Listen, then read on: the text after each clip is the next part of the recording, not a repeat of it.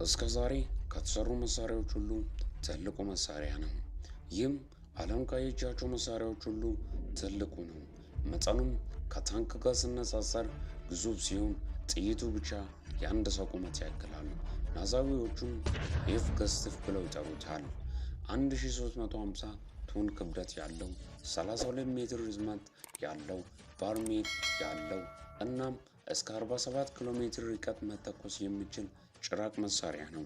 ይህንንም መሳሪያ ለማዘጋጀት 4000 ሰራተኞች፣ ለማንቀሳቀስ ደግሞ 1500 ወታደሮች ያስፈልጉት ነበር።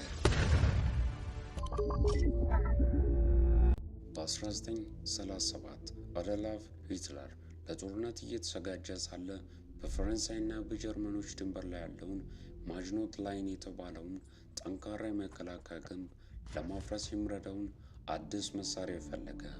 ስለዚህም የጀርመን የጦር መሳሪያ ፋብሪካ የሆነውን ክሩፕ ዓለም አይታው የማታውቀውን ግዙፍ መድፍ እንዲሰራ አዘዘ።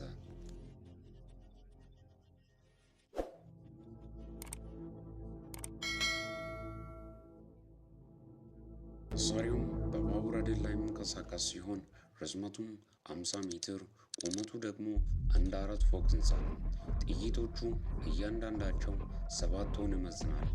እነዚህ ጥይቶችም 6 ሜትር ውፍረት ያለውን ኮንክሪት የመብሳት ኃይል አላቸው።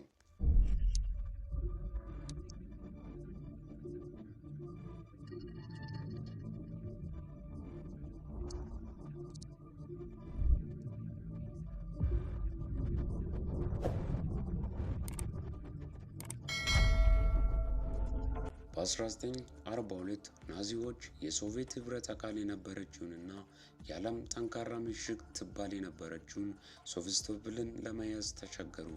ሂትለር ይህንንም ምሽግ ለመስበር ኤፍ ገስቲፍን ወደዚያ ላከ። መሳሪያውም በጣም ግዙፍ በመሆኑ ተበታትኖ በ5 ባቡሮች ነበር የተወሰደው። መሳሪያውንም ወደ ዓላማው ለማዞር መድፉን ብቻ ማዞር አይቻልም ነበር። ይልቁንም መላው መሳሪያውን በባቡር ሐዲድ ላይ ማንቀሳቀስ ነበረባቸው። ጠላት እንዳያያቸውም በሰው ሰራሽ ኮረብታዎችና በጭስ እንዲሸፈን ያደርጉ ነበር። ይህን አንድ መሳሪያ ለማንቀሳቀስ ብቻ ከ5000 በላይ ሰዎችን ያሳትፍ ነበር።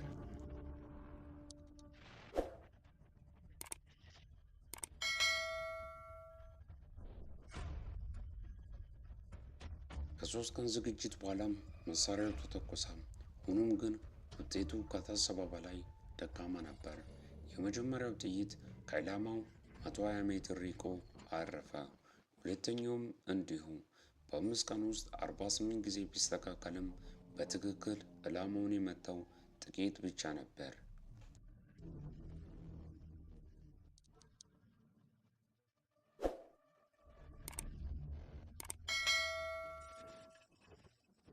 ጥይቶቹም በጣም ግዙፍ በመሆናቸው ትክክለኝነታቸው ዝቅተኛ ነበር። እንዲሁም መድፉ ከጥቂት ተኩስ በኋላም ይበላሽ ነበር። ሴቫስቶፖልም የወደቀችው በዚህ መሳሪያ ሳይሆን በሌሎች መደበኛ የጦር መሳሪያዎች ነበር። ምንም እንኳን በጦርነቱ ላይ ትልቅ ለውጥ ባያመጣም ለሂትለር ፕሮፓጋንዳ ግን ትልቅ ግብዓት ነበር።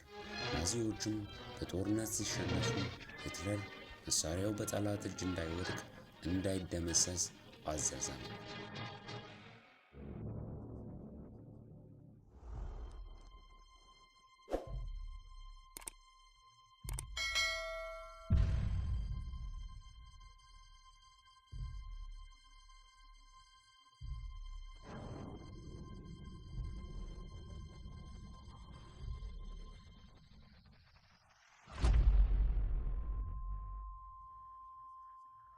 ስለ ኤፍ ገስቲፍ ወይም ስለ ሌሎች የሁለተኛ ዓለም ጦርነት ግዙፍ መሳሪያ ሌላ ማወቅ የምትፈልጉት ነገር ካለ ኮሜንት ስር ላይ አስቀምጡልኝ። በሌሎች አዳዲስ ቪዲዮዎች እስከምንገናኝ ድረስ ደህና ቆዩልኝ።